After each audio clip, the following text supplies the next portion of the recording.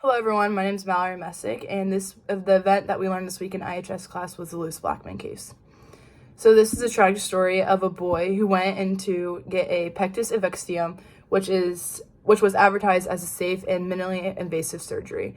This was just a cosmetic surgery. It was to fix a breastbone that grew in misaligned. As Lewis got older, you could see it more, so they wanted to get it fixed. The surgery went well and nothing eventful occurred, but when Lewis was in the post-operative state, that's when major complications started to arise. After surgery, Lewis was given heavy doses of opioids, which are painkillers, and these were delivered via an epidural, which is when they put a long needle into the lower part of your spinal cord and inject the medicine that way. It's used as a nerve blocker mainly. And the 15-year-old boy was also prescribed a full adult course of IV painkillers for a total of 6 hours. If one has that many painkillers at once, there is an effect on many different things, but breathing and respiratory issues are a major concern. But Lewis did have asthma before, the hospital knew that he had asthma before the surgery, so they dismissed the low oxygen levels that he was getting as just asthma. His oxygen saturation levels went from 90% to 85%, so the monitors started going off to alert the staff of what was going on and that they needed to check him out.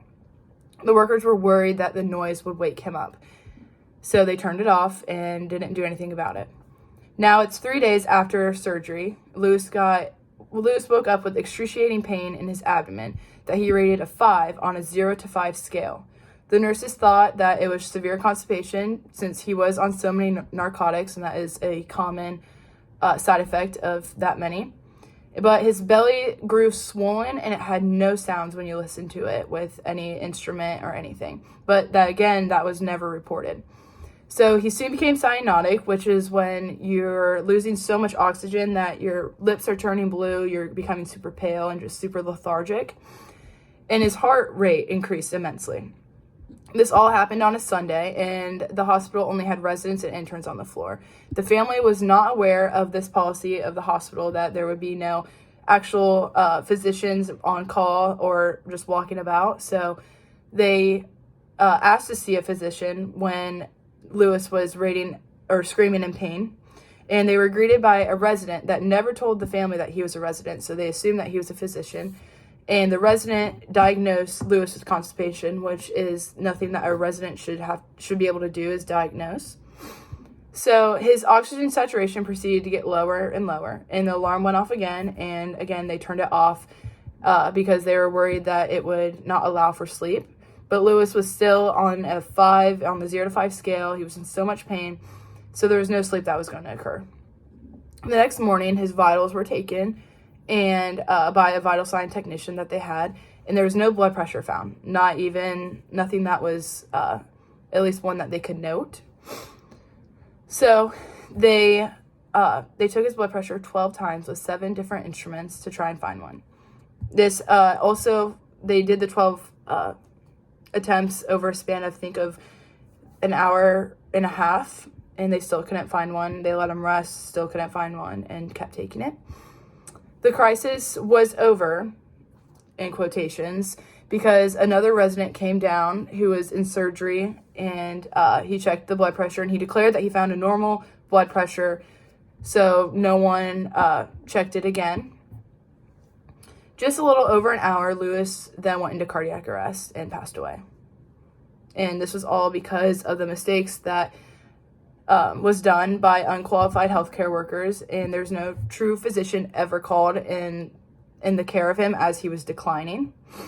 After Lewis passed, the family got an autopsy and found that he had a perforated duodenal ulcer, which is an ulcer that is in your small intestine. And this is a deadly side effect of one of the pain medications that he was taking, and I believe it was from the IV medications that he was receiving.